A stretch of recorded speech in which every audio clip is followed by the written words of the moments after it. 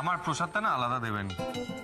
আমি আবার অনেকের যোগ্য নই, কাজেই একসঙ্গে প্রসাদ বা আশীর্বাদ কিছুই হয় না।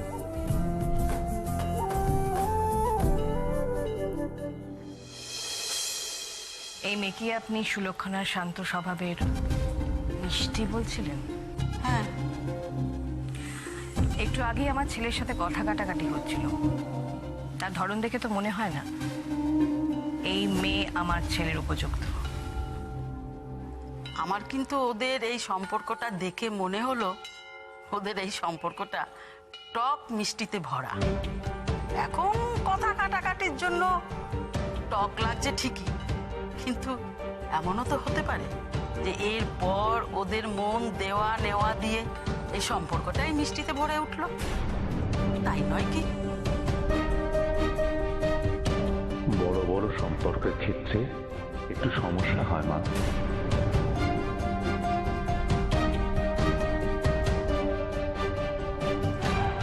ভগবানের প্রসাদ পাওয়াটা না অনেক ভাগ্যের ব্যাপার। আমার দাদা কি বলে জানেন তো, আমি যেখানেই পা ফেলি সেখানেই সৌভাগ্য উপচে পড়ে। দেখতেই তো পাচ্ছেন সেই সৌভাগ্য আপনার কপালে নেই, আর সেটাই আপনার দুর্ভাগ্য।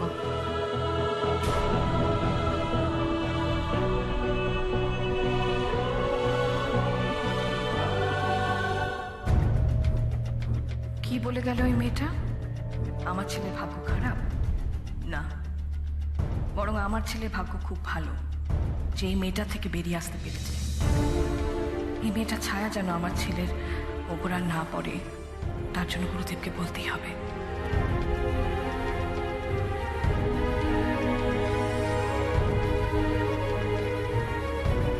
তা শুনে দুঃখে তুমি ঘর গুরুদেব, যাও, তোমরা পূজার আয়োজন করো।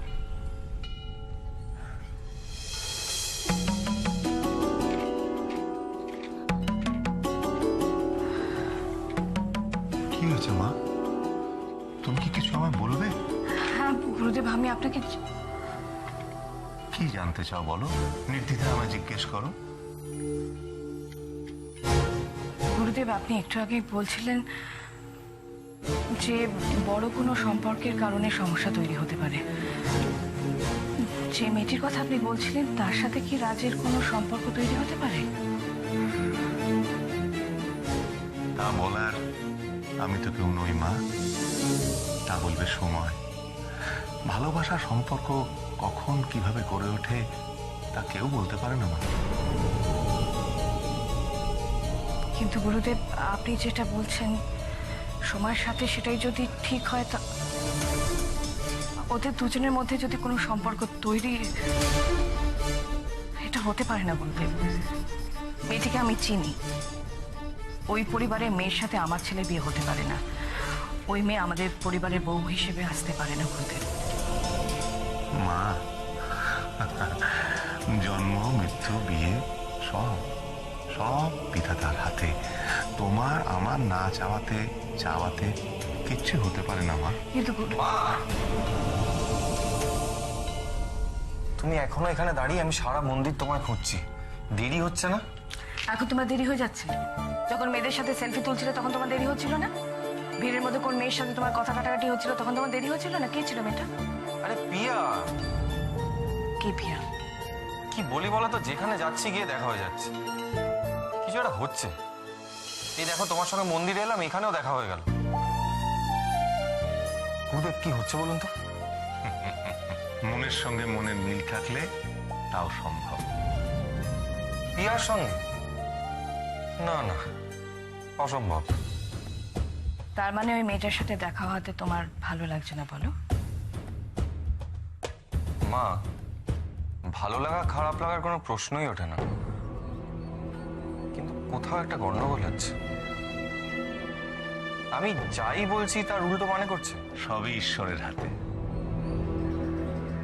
মা, আমার পুজোর সময় হয়ে গিয়েছে, আমি এখন আসি।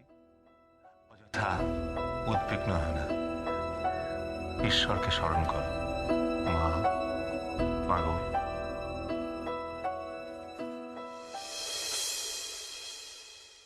রাজ, তুই কি পিয়ার কাছে ফিরে যেতে চাস? মানে আবার কোনো সম্পর্ক নতুন করে? যেটা ঘটে গেছে তার জন্য কি তুই নিজেকে দায়ী করে চলেছিস? সে কারণেই মা, যেটা ঘটেছে আমার মনে হয়েছিল কোথাও আমি একটা ভুল করেছি, তার জন্য আমি ওদের কাছে গিয়ে ক্ষমা চেয়েছি, তোমাকেও সরি বলেছি। এবার এটা এখানেই শেষ করো। চলো চলো চলো, দেরি হয়ে যাচ্ছে তো। তুই এগো, আমি আসছি। মনে তো হচ্ছে রাজ আর পিয়ার এই গল্পটা এখানেই শেষ হচ্ছে, আর এটাই স্বস্তি।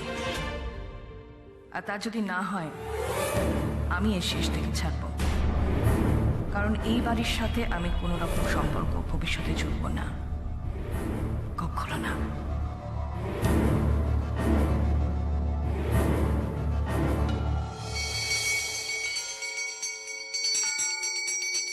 প্রিয়া, আমার কথাটা তুমি একবার শুনলে বুঝতে পারো। তুমি প্লিজ একবার আমার সাথে আসো, আসো আমার সাথে আসো।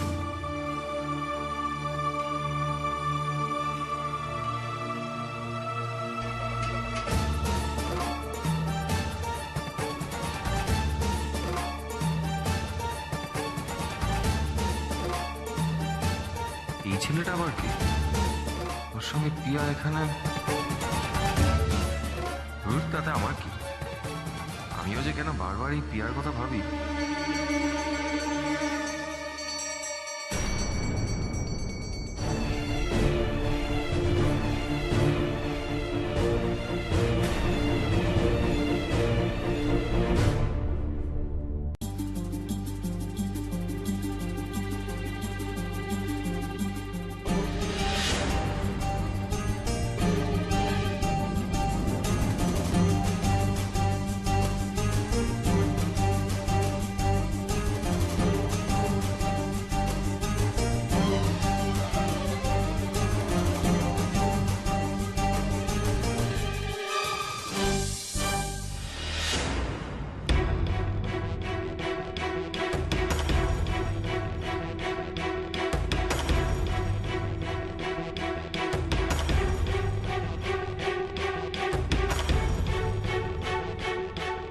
আমার সাথে, আমি তোমাকে সব বোঝাচ্ছি।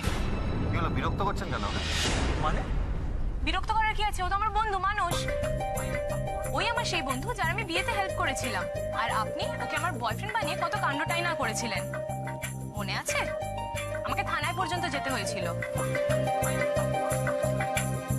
ও মানুষ, মানে সেই বাইকের ছেলেটা? হায়, আমি মানুষ, আপনি তো আর যে রাজ।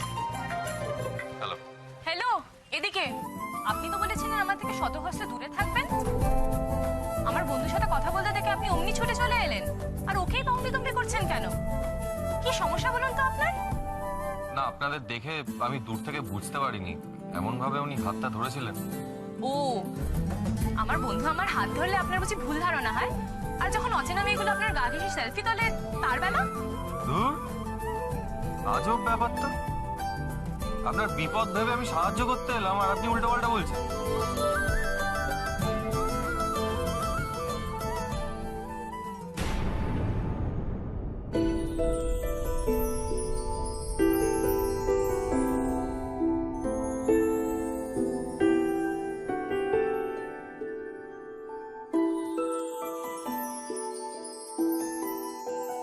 রাজ কিন্তু তোমার জন্য যথেষ্ট ভাবে প্রিয়া, ও কিন্তু তোমার জন্য যথেষ্ট কনসার্ন।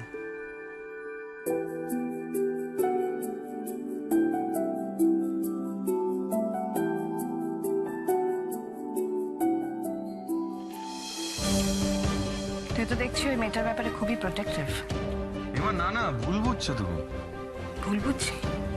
হ্যাঁ, আমাদের একটা ওই ভুল বোঝাবুঝি হয়েছিল, তাই। আবার?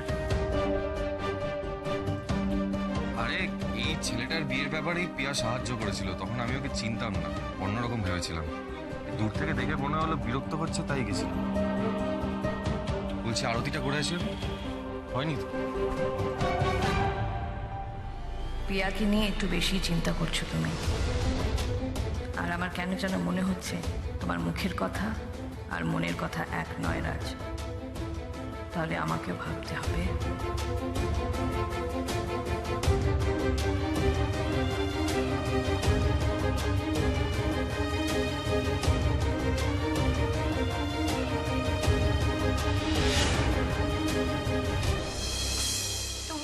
ভালোবাসো রাজ?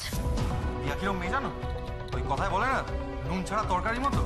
মানে তুমি ভাবো যদি রসগোল্লা মিষ্টি না থাকে, আরে এরকম মেয়ের পাল্লায় করে পাগল